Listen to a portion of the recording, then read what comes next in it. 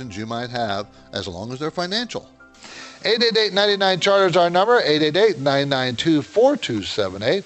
Hi, Steve and Justin. This is Kevin calling from La Crescenta. Happy holidays to both of you. I'm calling because I have a question about fully paid lending. I have my retirement account with Fidelity, and I received an email asking if I was interested or enrolling in their fully paid lending program. Trying to see what the cons are of doing this. I understand it can also be done in a non-retirement account, but then your dividends are no longer qualified dividends and turn into ordinary income. So I don't want to do that, but I was looking into doing it with my retirement account and seeing what you guys thought about enrolling in this program, just to get a little extra yield on my holdings. If you could just share your thoughts on it. I'm not worried about Fidelity going out of business or going bankrupt, so are there any other cons with participating? Look forward to hearing your answer on the show. Thank you as always. All right, fully paid lending. I don't have a ton of experience, to be honest with you, but I know it's a way to earn some extra yield on securities that you probably going to hold anyway. So, and there's, I know if you want to sell the underlying position, you have to kind of unwind, the lending program. So you basically have to take it off this program. Every institution's a bit different in their terms and how it works. So you definitely want to understand, how each broker deals with it. You do waive your voting rights, which most people don't really care about. So it is something that I think if you're going to hold the position, you're going to hold it for a long period of time. I don't see much downside to it, except for, like you said, there are some tax implications that you have to be aware of. Thanks for the call. Hi, Steve and Justin. This is Bryce calling from South Carolina. I was just looking at a portion of my portfolio targeting dividends and cash flow. I was wondering if you could look at Global Net Lease, GNL. I noticed that it has Series A and Series B preferred shares. So I was wondering if you could clarify the difference between what exactly preferred shares are and what the expected difference in return or price might be on those. Thank you so much. I look forward to hearing from you on the show. All right, now, a preferred share is kind of a hybrid asset. Or it's not really equity, but it's not really a bond either. Basically, it is I would say it's closer to a bond because you don't get the upside of the positive trends of a business. It's issued at par. Typically, the bond is issued at $100 at par, which a preferred is usually $25 per par, and it paying some sort of a dividend to you, kind of like an interest rate, and it's typically fixed, and there's often no maturity date, meaning there's not like a bond where it gets paid back to you. Typically, let me go back. It's part of the capital structure. So let's say they go bankrupt. You're not a bondholder, so you're not paid first. Now you're paid ahead of the equity holder, so they're paid last because you're preferred equity. But usually the bondholders, they get most of the assets, if not all. So you don't get the upside like equity holders, and you don't get the protection on the downside like bondholders. I don't really like them. I don't like preferred shares. They're not, you can hold a little bit, it's fine. But in general, they're just not great investment vehicles. So I would pass on that. Thanks for the call. Do you have questions about FDIC security, mortgages, money market funds, losses to your retirement plans? Give us a call today, 888-99-CHART. Hey guys, I just left my company that I was with for about 4 years. I had a Roth 401k with them that I received a match on. Now that I left, I'm just wondering, what do you recommend I do with those funds? Would you leave them in that company's program, or would you do a rollover? Just curious. You your guys' thoughts. Thanks. All right, this one's very easy. Roll it into a Roth IRA. You already pay taxes on it in the Roth 401k. And if you're gonna leave it there, you're gonna be locked into those funds. Some of them good, some of them average, probably some of them poor. You're probably picking from 15 to 20 different funds. And when you roll it into a Roth IRA, you can go invest in individual stocks, ETFs, other mutual funds, individual bonds. You can do a lot with it. You can run a covered call strategy. You can do a lot with a Roth IRA. So that's the simple and easy way to get the money out of there and invest in whatever you like. All right. Thanks for the call. You can call right now and be part of the program. Let's hear about what your talking point is. 888-99-CHART, 888-992-4278. You can get through right now. Thank you, and I hope to be the 50 millionth download of your incredible show. It is official. As of February 21st, an exciting new InvestTalk milestone was achieved. The InvestTalk podcast exceeded 50 million downloads. How do you guys determine a value stock? 50 million. Just wanted to get your opinion on JP Morgan and BAC. Hey guys, this is Josh from South Carolina. I'm a long-time listener. 24/7, rain or shine, on tough market days or during brighter moments. Justin Klein and Steve Peasley are ready to answer your questions. All right, now a preferred share is kind of a hybrid asset. It's part of the capital structure. You want to buy this when it's on sale, and when it gets on sale, it's about $16 a share. 50 million. InvestTalk. 888-99-CHART.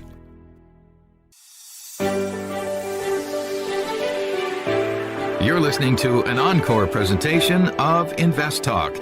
Please call with your questions and comments, though, 888-99-CHART, 888-99-CHART, and Steve will answer them on the next InvestTalk. Hello, Steve and Justin. This is John from Salt Lake City, Utah. On Friday, on your best of calls, you guys mentioned high-grade corporate bonds. I was wondering where I could find some, where they're offering that 7.9% or something similar. I've been going on trying to find the actual bonds, but I was finding more funds than I was bonds.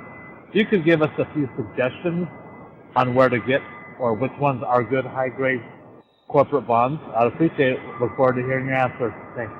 Now, I can't tell you what corporate bonds to buy. That's something I can only do for clients. Can't do that on air. But what I can say is your broker should have a bond desk. We use TD Ameritrade. They have a bond desk. Schwab has a bond desk. Fidelity has a bond desk. All the big brokers have a bond desk that you can go and buy bonds directly through. Now, that's one way. They will charge a spread. They're going to make some money. They're going to basically take a cut and they're going to earn a little bit on that. Unfortunately for the retail investor, it can be relatively hefty. It just depends on the bond, depends on the broker that you're using. Now, we use a company called Market Access. They're actually a public company, and we aggregate our bond purchases with other institutions because we are an institution and we get much better pricing than you're going to get from your bond desk at your broker. But you can do that. You just have to call them up. And they should have a tool. I know TD Ameritrade has a tool where you can search based on credit quality, based on duration, based on yield to maturity, yield to worst, etc. You can even filter by sector, what sectors you want to have exposure to. But you're going to have to do a little work, right? These are corporations. You need to be confident they're going to be able to stay solvent, stay in business between now and the time the bond matures. And so otherwise you're going to deal with defaults, and that's never fun. So it does take a little work. Typically, you can get much better yields. We are still seeing north of 7, although those yields have come down a bit. But there's still some good opportunities in that space. But you got to do a little work. If you don't want to do a little work, then bond funds are okay. The InvestTalk voice bank never closes. I have a question for you about Amazon. So your questions keep coming. Question about PE ratios. And that's okay, because Steve Peasley and Justin Klein specialize in unbiased guidance. If I'm looking at a dividend company, I'm looking for consistency of earnings and dividends. Your standard daily chart typically goes back 1 year. Steve and Justin are fearless, so don't forget to call InvestTalk. 888-99-CHART. Hi, guys. This is Kent in Texas. Hey, guys, on TD Ameritrade's website, they have a tab for bonds and CDs, and under that tab, they have new issues, so you can buy bonds at par. Nearly all their offerings are the big major banks like Citigroup, Chase, Wells Fargo, Morgan Stanley. Do y'all have a problem, or how do you look at holding mainly those bonds in your bond portfolio? All right, my friends. Thanks a lot. Bye-bye. Well, we have no real issue with those companies in general. Most of them have huge cash buffers because of post-financial crisis regulation, a lot of excess reserves in their balance sheet. So it's unlikely you're going to have some sort of 2008 credit crisis because of terrible lending of the big banks. I think most of the egregious lending has happened in the private equity space. And could there be some spillover in some of those big banks? Sure. But we don't see them at risk of being insolvent. But that's kind of reflected in their yields. Their yields to maturity is not that great compared to a lot of the offerings that you can get in industrial space, energy space, commodity space, et cetera. Just better opportunities in other areas of the economy. But I have no issues with them. If I'm going to pick one of the big banks, it's definitely going to be JP Morgan. They have the largest deposit base. They are probably the best run. They don't make bad lending errors, or nearly as bad as some of the other ones like Citi. Citi would probably be the lowest on the list of one of those big banks that I'd want to own a bond on. But overall, it's just everything's about risk versus reward. You really have to look at everything as risk versus reward. That's what investing is.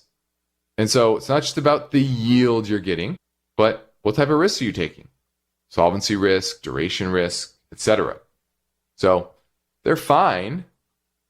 Having a couple of them as a part of a diversified portfolio, sure. But not something I would go heavily in on because I don't love the risk versus reward. Okay, let's go to Paris in Little Rock, Arkansas. Hi, Paris. Oh, Steve, I've got a kind of an investment thesis I was wanting to run past you. Sure.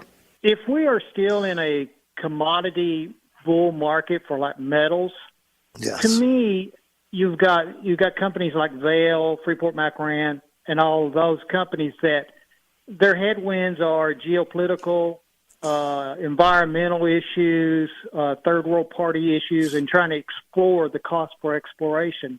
Right. Does it not make sense then to look at maybe the recyclers where people bring you the product?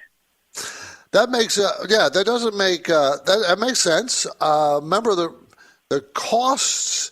It's always a factor of cost, right? If the recycled materials is cheaper than the actual mine, the original materials, heck yeah, it makes a lot of sense. So you always want to look at the cost of those recyclers, of the raw material coming into them, because they had to pay for it, But we are in a commodity bull market. Even if you look at the commodities that you just mentioned or the stocks you just mentioned, did they have a great year? No. But they had a lot better year than tech, and they're still a lot of them are still pretty cheap, very cheap when it comes to price earnings ratios and those kinds of things. And that's even staring at a recession that's coming at us, So, yeah, I don't have any problem with that. I think that thesis of looking for recyclers is a sound thesis because of the political winds of, clean energy and recycling. I think that's going to stay with us for years and years and years. So I think it's a good thesis for the long haul. Paris, thanks for the call. Good one. You're listening to InvestTalk, everybody. I'm Steve Peasley. We want to answer your questions. Our listener line number is always ready for you. 888-99-CHART. Beginning our experience. We're here to answer your question.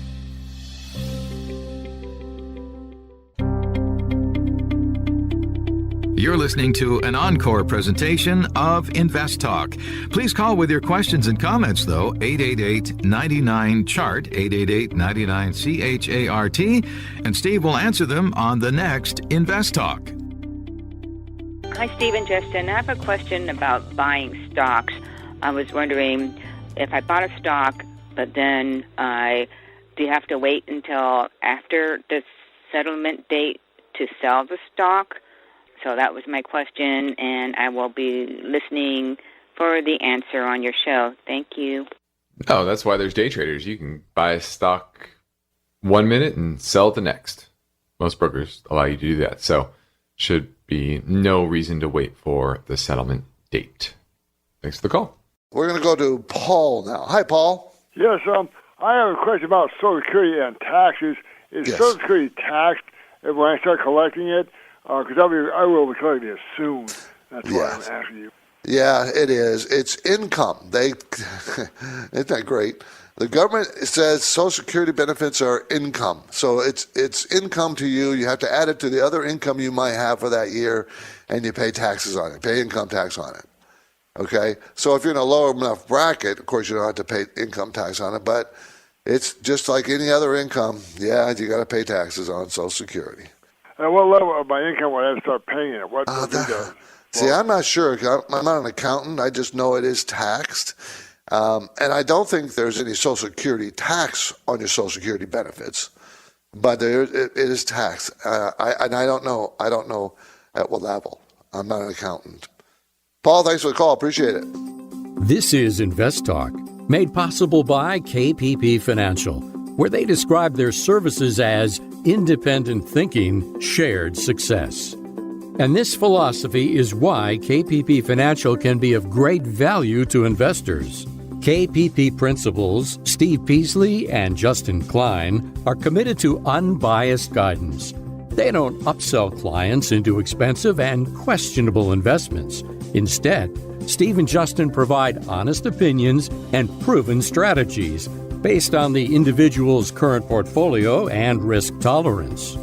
Working with KPP Financial, you can be assured of consistent dedication toward the goal of helping you achieve financial freedom. You can get things started with a phone call or a simple message through investtalk.com. The InvestTalk radio and podcast continues now. The phone lines are open. Call with your questions. 888-99-CHART. Yeah, hi, Justin and Steve. This is James from New Jersey, longtime listener. Thanks for everything you guys do. I'm interested in moving my 403B over to a Roth IRA. I know that you guys have talked about this before, but can you just explain that process once again? And then if my wife and I file jointly, would I be then able to open up two Roth IRAs, one for me and one for her, if we still fall under that annual income? Again, thank you so much, and I look forward to hearing your response on the next podcast. Bye. Well, I'll start off with the 403B, and that's pretty simple. 403B, 401k, workplace retirement account, etc. You can roll that into a Roth IRA if you hadn't paid tax on it, if it wasn't a Roth 401k or a Roth 403B before. All of that would be taxable to you in that given year. So you want to be cognizant of the tax consequences there. The simplest thing would be roll it into an IRA. We do this all the time for new clients come aboard, open up an IRA, give them instructions on how to basically have their 401k, 403b provider send a check to, in our instance, TD Ameritrade, whatever broker that you're going to open up the IRA or Roth IRA with. Make a check payable to them for benefit of your name, and then it deposits into that IRA. I always say it's best to just start off with an IRA. You can always convert it to a Roth IRA, part of it or all of it in the future. So that's probably the best way to go. So you can manage the tax implications of getting into a Roth IRA, but your thought process of eventually getting into a Roth IRA at a low tax rate is a smart way of thinking, something you should be planning for. Now, when it comes to your wife filing jointly, it doesn't matter how you guys are filing. Anybody can open up a Roth IRA or an IRA, either one or both. It's not about opening. It's about the contributions. And there are limits, deductibility limits on traditional IRA contributions. There are income limits for Roth IRA contributions. These are all things you should talk to your accountant about because they're going to have intimate knowledge of your income and the tax code, etc. So opening of them, fine. Contributions, that's a consultation with your tax advisor. Yeah. Let's go to Thane in Antioch. Hi, Thane. How you doing? Good. I had a general question for you. Sure. My mom has entrusted me with $50,000. Her net worth is probably about $200,000. Okay. But she wants me to do some conservative, so I was thinking some dividend-paying stocks, and, she wouldn't mind if that 50 dropped to 45 or something, but if it dropped much more, she'd probably start getting a little bit nervous on me. Okay. Conservative. You really shouldn't use the word conservative and individual stocks in the same sentence. Okay. Now, there are less risky stocks than risky stocks. I will give you that. But the word conservative probably is a wrong term. Let's talk about what would be good for your mom. I would suggest large dividend-paying stocks, like you have just suggested. Stocks that we know do not go down too much, don't go too up too much. They're kind of staying the same. If you do me a favor, make sure you get about 10 or 15 different stocks. Okay. Of this nature. Or is that against the rules? Yeah, you know that 3% rule. Thane, if you give me a call in the office tomorrow, I'll be happy to give you some names. Mm-hmm. I don't mind helping people where I can help them. But I can't give names out over the air and just do these. It's just, if you ask me a question about a stock, I'll be happy to answer it. You can call right now and be part of the program. Let's hear about what your talking point is. 888-99-CHART, 888-992-4278, and you can get through right now.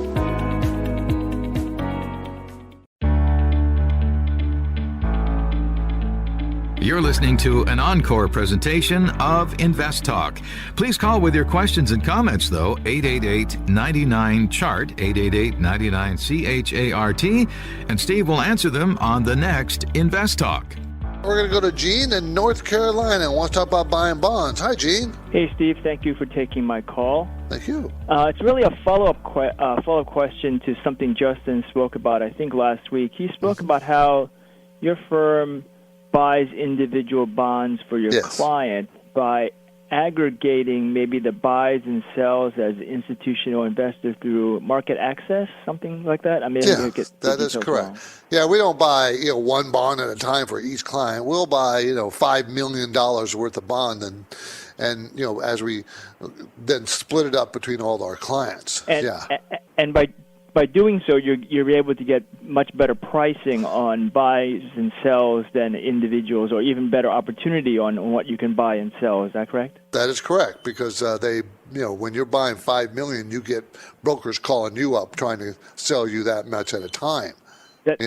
Instead of you buying, I'm gonna buy 20,000. Well, many times you get what's left over. You, the individual.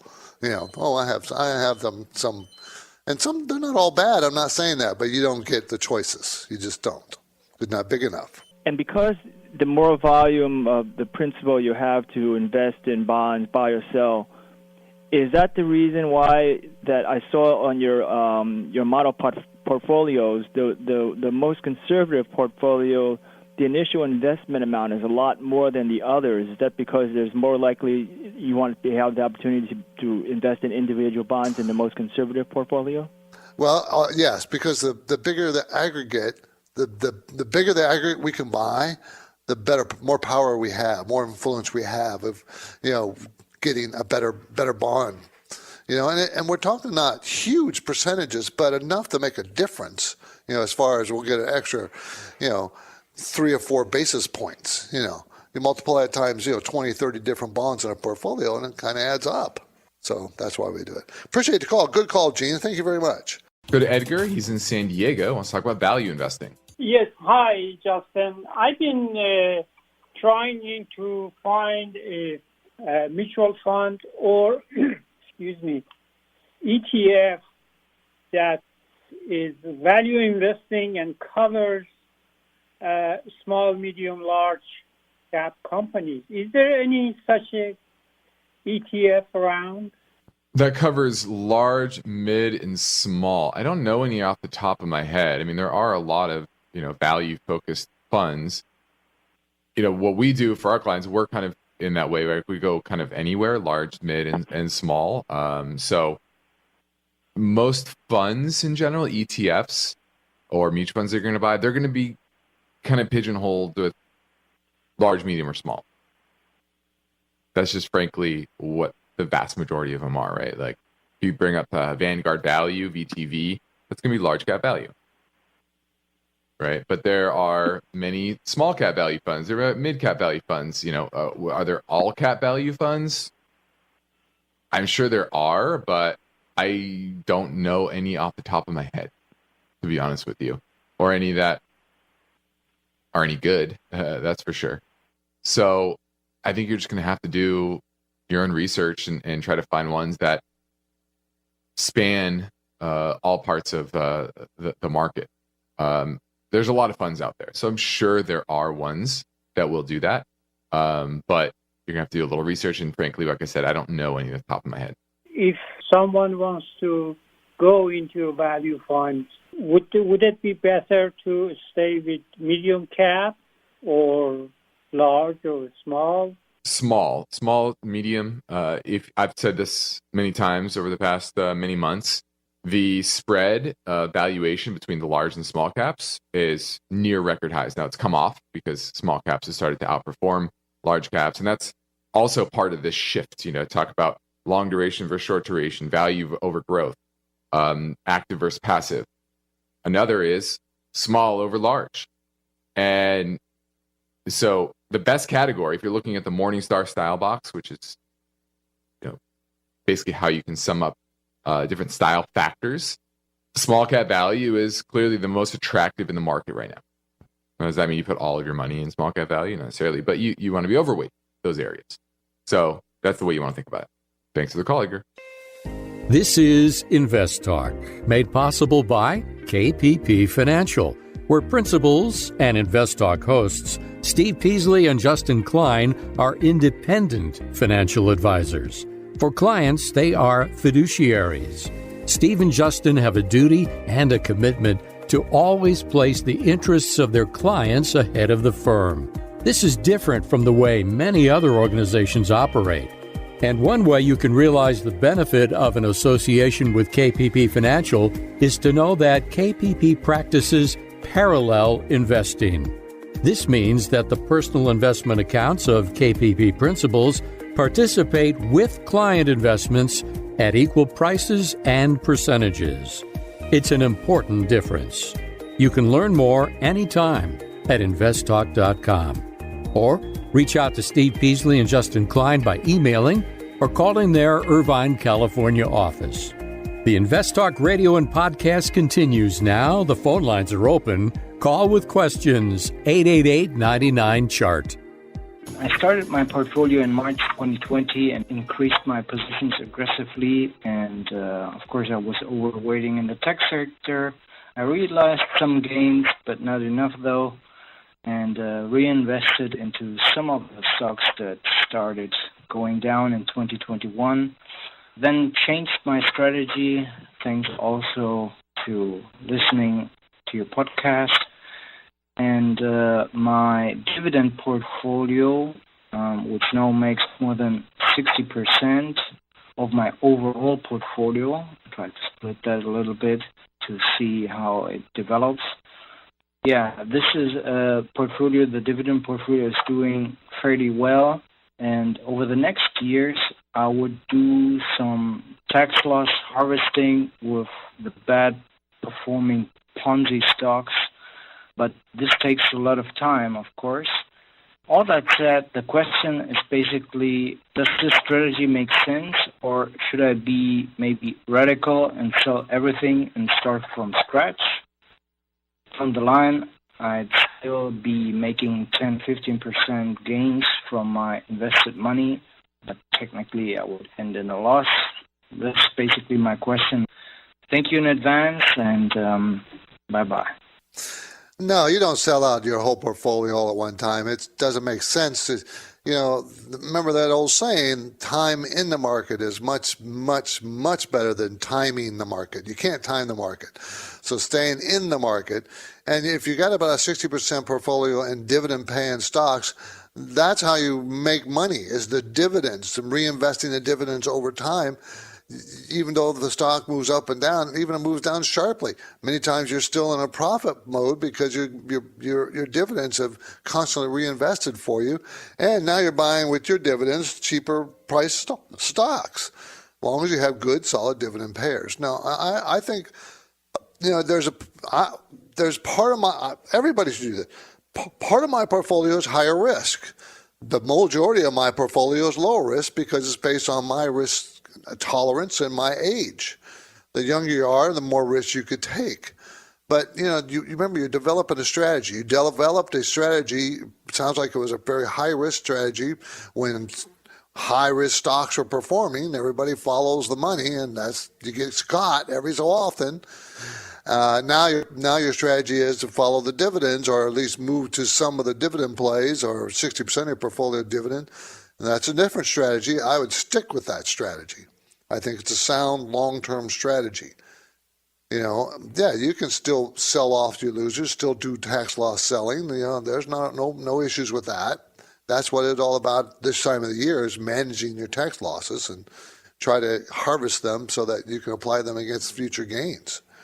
So no, nothing wrong with what you're doing. There really isn't. Okay? Do you have questions about FDIC security, mortgages, money market funds, losses to your retirement plans? Give us a call today, 888-99-CHART. Hi, Stephen Justin, longtime caller here, and I love your show. Thank you guys very much for all you do to help us small investors out. I have a quick question. I know you've been recommending, and it's always a good thing, to take your stock losses and stuff for tax reasons at the end of the year. To take the stock losses, I also know you need the whitewash rule for 31 days before you can buy them back again. How big of a loss do you need to have in a stock before you should take it?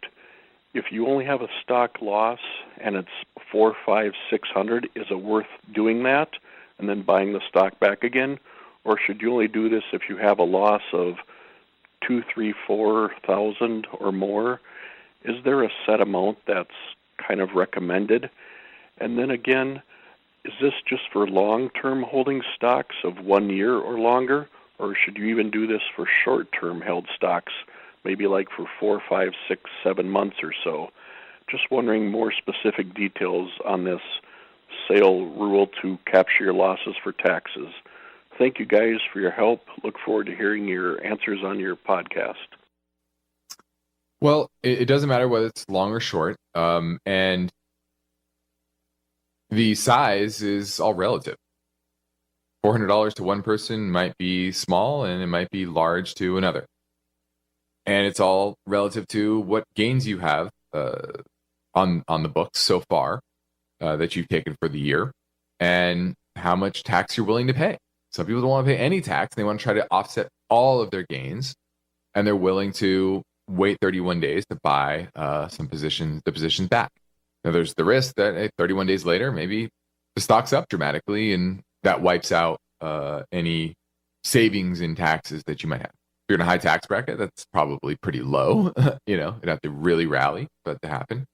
But then also, do you want to sell even more and get a net loss, and you can write up to $3,000 a year on your taxes if you have more, you have complete net losses. So it's really up to you. The way I think about it more is, are you on the fence of holding this name or not? Are you potentially going to sell it next year anyway? If you are, then maybe you just take it.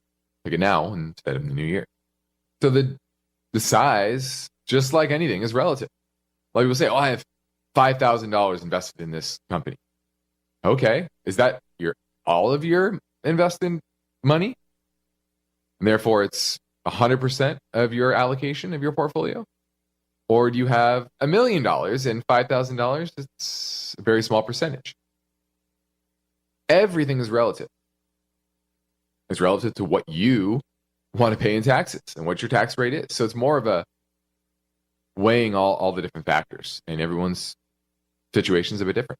Let's go to Margaret in San Francisco. How you doing, Margaret? Hi. I wanted to know about ETFs. I heard that they are better than mutual fund except for the mineral one. And I don't know how to critique them or find out the best ones because I'm holding very, very old mutual funds and a lot of stocks that many are stable, but they're not making me any money because I paid so much money back in '99.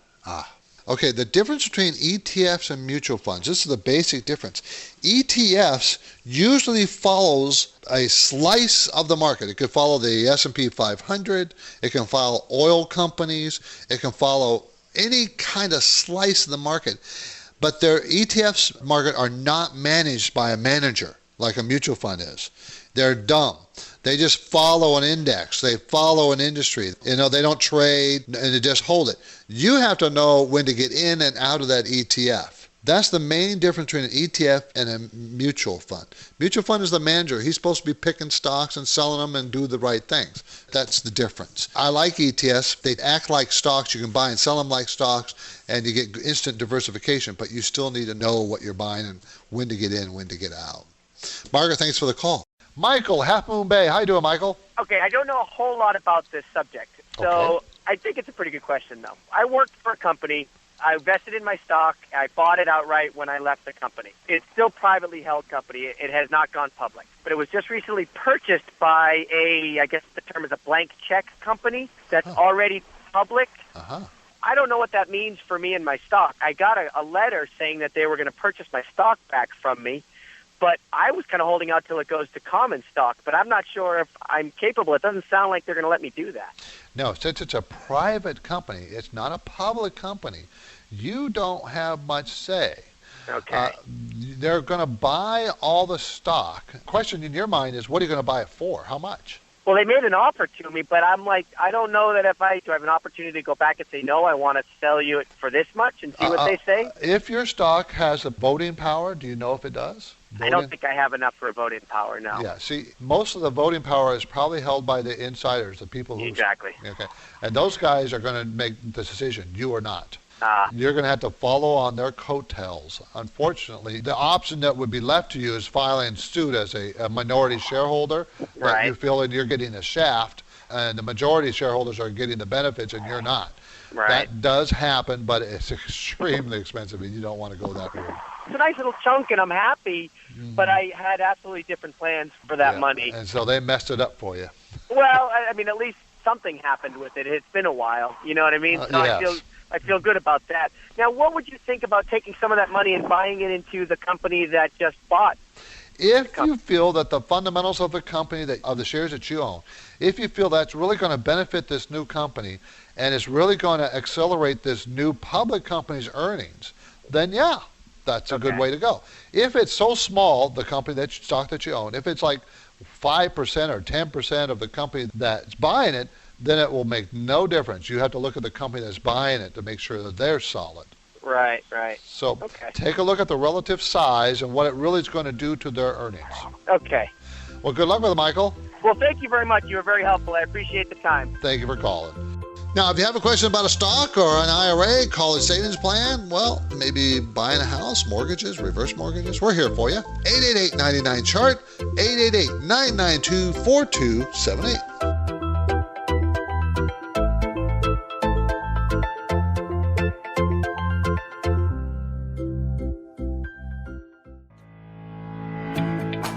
You're listening to an encore presentation of InvestTalk.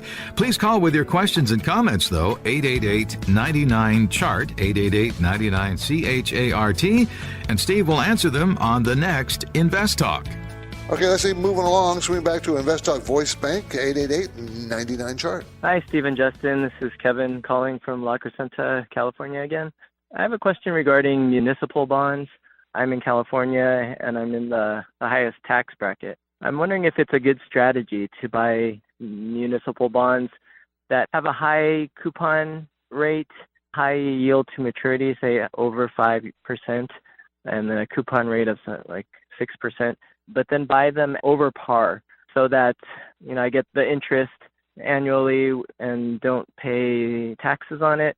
And then at maturity, I can end up with a loss, a capital gains loss that I can use to deduct against my gains in the year that the bond matures.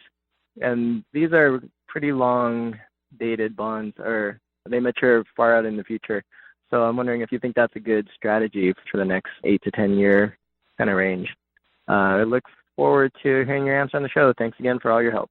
Well, you failed to mention the best part of them, and they're double tax-free, state and federal tax-free, the interest that you do earn. So that's a good thing about municipal bonds. Make sure the municipality is strong enough. If you have a long-term municipal bond, you want to make sure that they're strong enough. So make sure the ratings are pretty good on the municipalities. There's nothing wrong with that strategy as part of your portfolio. I wouldn't make it my complete portfolio, no. But as part of the portfolio, if you're in the highest tax bracket and you're trying to reduce your tax exposure, this would help doing that by having you have income that you're not having to pay income tax on. But you sounded kind of young, so I think you're still probably in the asset gathering stage of your life.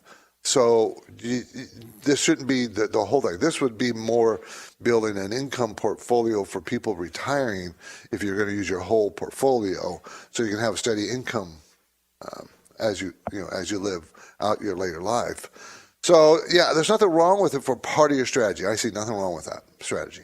Okay.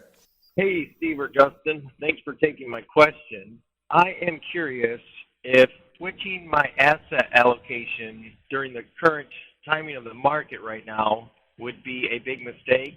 What I'm talking about is inside my 401k, I currently have a target date fund, and the expense ratios are way higher than some of the funds I can pick on my own that will still diversify me as much as my target date fund.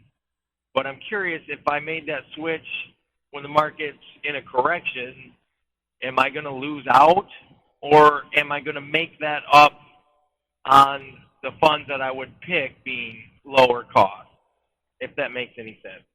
I love the show and can't wait to hear your answer on the podcast. Thanks again. Okay, target dated funds. Those are the funds that have the date 2025, 2040, 2045, way out there. It could be way out there, or they can be close. And you didn't tell me what year your target dated fund matures. If it's way out there, it's fully in the market and probably holds a bunch of index funds inside it. If it's really close, then it moves as it gets closer to the retirement date. They buy more and more bonds. So if you wanted to be in the market, your target date should be way out there. And you will lose nothing or gain nothing necessarily by moving from that target date to individual funds, depending on the funds themselves and how they operate, what kind of funds you're going to buy. You won't lose anything or gain anything just by making the switch. So I would prefer that you make the switch. I don't like target dated funds because I don't like the fact that they're kind of invisible what they're doing. And I don't like the fact that they automatically go to more bonds as the date gets closer, because what if it's not a good time to be into bonds? And I don't like bond funds. I like the individual bonds, but I don't like bond funds. So there's reasons I don't like it. Hello, Steve and Justin. This is Jay from Georgia. Quick question for you. You've invested into a stock you've researched. You like how it looks. You have no intention of selling it. It starts to drop. When would be a good time to buy more? I know after 5% drop, it's not advantageous to do that. But is it 10 or 20%? Look forward to listening to the answer. Thank you. To me, it would be at support. So things are going well, it starts dropping, it starts pulling back, which is not atypical, right? Nothing goes straight up or straight down. You get pullbacks, consolidation periods, etc. And I would use a chart, find moving averages, find previous breakout areas, like I've said before. And if it retests those areas, then that's when you would pick up more shares. So don't use a percentage. Every stock can be very different. Some stocks might move 3% in one day, and that could be a huge move for that particular stock. Think of, big blue chip businesses. Others, 10% in a day is normal because it's a volatile name. It may be a tech name, it may be a biotech, whatever that is, the volatility may be higher than normal. So I wouldn't use a specific percentage. I would look at charting.